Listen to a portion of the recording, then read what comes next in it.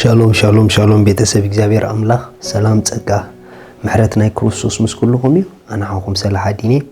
እዝን ዝበለጸ መዓልቲ ዝኾን ዝበለጸ ቃል ዝበለጸ መዓልቲ ንካፈለሉ ፕሮግራም ናዩ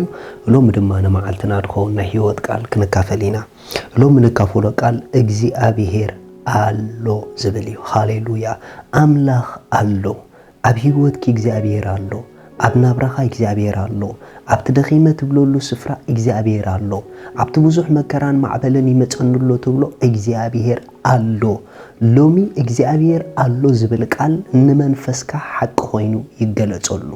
ምኽንያቱ እዚ ቃል ካብ እምሮና ሓሊፉ ንመንፈስና ክሳዕ ዘይረኸቦ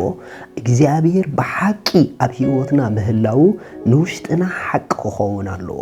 ናይ እግዚአብሔር ቃል ንመንፈስካ ክግለጸሉ ከሎ ንመንፈስካ ክበጽሖ ከሎ ሓቂ ዝኸውን ናኻ መጽሓፍ ቅዱስ ክዛረብ ከሎ ኣብ ወንጌል ማቴዎስ ምዕራፍ 8 ከምዚ ይብል ካብ ጥቕሲ 23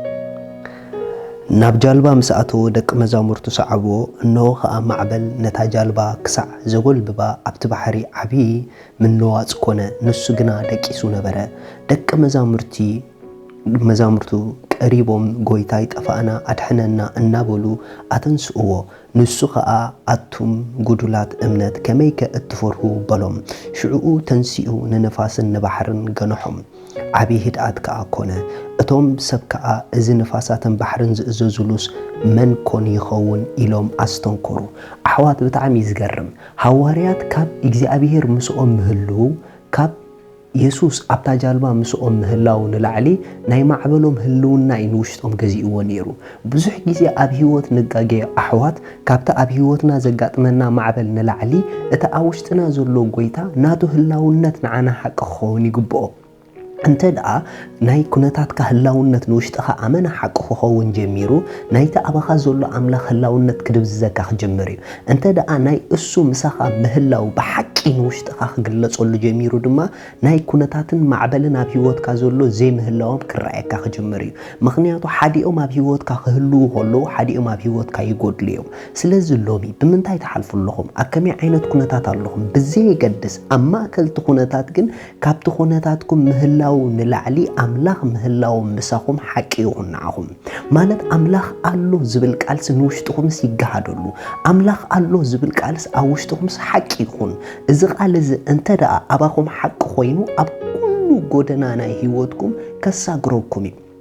ርኢኹም ኣሕዋት ሃዋርያት ጎይታ ነይሩ ምስኦም ግን ናቱ ህልውና ናይቲ ማዕበል ኣብ ዙርያኦም ዝነበረ ህልውና ንናይ ጎይታ ህልውና ኣደብዚዝዎ ረሲዖም ጎይታ ምስኦም ምህላው ጠፋእና ክብሉ ጀሚሮም ካብ እምነት ክወድሉ ጀሚሮም ኣሕዋት ከምኡ ይኹን ዘጋጠመ የጋጥመና ብዝሓለፍና ልሕለፍ ግን ኣምላኽና ኣሎ ብሂወትና ምኽንያቱ በይንኹም ክትኮኑ ኣይሓድገኩምን እዩ ዝብል ቃል ኣብ ድኻምኪ ኣምላኽ ኣሎ ምሳኺ ኣብቲ ተጋጊሉ ትብሎ ጎደና ኣምላኽ ኣሎ ምሳኻ ኣብቲ ይስነፍ ኣለኹ ትብለሉ ጎደና ኣምላኽ ኣሎ ምሳኻ ኣብቲ ንፋሳት ማዕበል በርቲዖም ንትብሎ ጎደና ኣምላኽ ኣሎ ምሳኻ ስለዚ ብሓቂ ኣምላኽ ምህላው ምሳኻ ነቶም ኣብ ህይወትካ ዘጋጥሙኻ ፈተና ተጠቀመሎም ንምንታይ ትጥቀመሎም ብሓቂ ኣምላኽ ምሳይ ኣሎ ንዝብል እምነት በዚ እምነት እዚ ንምውፃእ ንኹነታትካ ተጠቀመሎም ርኢኹም ጀጋኑ ክርስቲያናት ኣብ ህይወቶም ዘጋጥሞም ማዕበል ንዕቤቶም እዮም ዝጥቀምሉ ብኸመይ ይጥቀምሉ እንድሕር ኢልኩምኒ ኣብቲ ናይ ማዕበል ግዜ ንናይ እግዚኣብሄር ቃል ፕራክቲካል ኣብ ህይወቶም ስለ ድፍትንዎ ኣብ ጎይታ ስለ ዝእመኑ ብእምነት ዝዓቢሉ መንገዲ ስለ ዝኾነሎም ማለት እዩ ስለዚ ሎሚ ኣብ ከባቢኹም ዘሎ ማዕበል ብእምነት ንምዕባይ ተጠቀምሉ ከመይ ጌርኩም ትጥቀምሉ ኣምላኽ ኣሎ ኣብ ህይወተይ ብምባል እንተ ደኣ ኣብቲ ብዙሕ ምንዋጽ ዘለዎ ግዜ ኖ ኣምላኽ ኣሎ ምሳይልኩም ደው ኢልኩም ሲዒርኩም ናይ እምነት ለቨልኩም ክውስኽ እዩ ናይ እምነት ደረጃኹም ክውስኽ እዩ ሃዋርያ ጳውሎስ ርኢኹሞ እታ መርከብ ኣብ ማእከል ብርቱዕ ማዕበል ምስኣተወት ኩሎም ክናወጹ ምጀመሩ መልኣኹ ሲኢዱስ ልኢኹ ኣምላኹ ምስኡ ከም ዘሎ ምስ ነገሮ ኣጅኹም ኢሎም ወላ ሓደ ሰብ ኣይጉዳእን ኢሎም ኩልና ክንበጽሕ ኢና ኢሎም ሃሌሉያ ንምንታይ ተዳኢልኩምኒ መን ምስኡ ከም ዘሎ ተገሊጹሉ ስለ ዝነበረ ደቀየ ንስኹም ካብ ኣምላኽ ኢኹም ካብቲ ዓለም ዘሎ ኣባኹም ዘሎ እያ ትብል ኣሎ እግዚኣብሄር ሎሚ መልእኽቲ ኣለኒ ኣብ ዝተፈላለየ ዓይነት ናይ ህይወት ጎደና ዘለኹም ኣምላኽ ኣብቲ ትኸድዎ ዘለኹም ጎደና ኣሎ ዳንኤል ናብ ኣፍ ኣናብስ ክድርብይዎ ክወስድዎ ከለዉ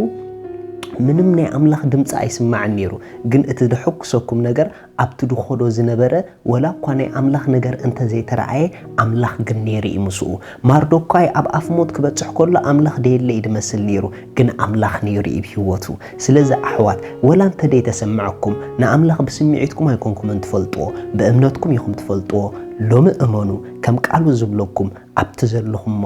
ኣምላኽ ኣሎ ስለዚ ህዱ ሻሎም ስለዚ ሎሚ ንጎይታና ኢየሱስ ክርስቶስ ኣብ ህይወትኩም ወሲንኩም ክትቀበልዎ እትደልዩ እታ ኣብኡ ዘላ ናይ ዘለዓለም ህይወት ክትቀበልዋ እትደልዩ እዛ ጸሎት እዚኣ ጸልዩ እግዚኣብሄር ኣቦ ስለ ወድኻ ኢየሱስ ክርስቶስ የመስግነካ ኣለኹ يأمن الله ኢየሱስ ክርስቶስ ስለ ኃጢአተይ ከም ድተሰቕለ እዳ ኃጢአተይ ከፊሉ ከም ዝፈጸሞ ስለይ ከም ዝሞተ بسالسيت معلتي أملاخ كموتات كم زتنسؤ أبيمان أملاخ كم استقمت يأمن الله إيسوس كريستوس ناي هيوتي غويتا إيو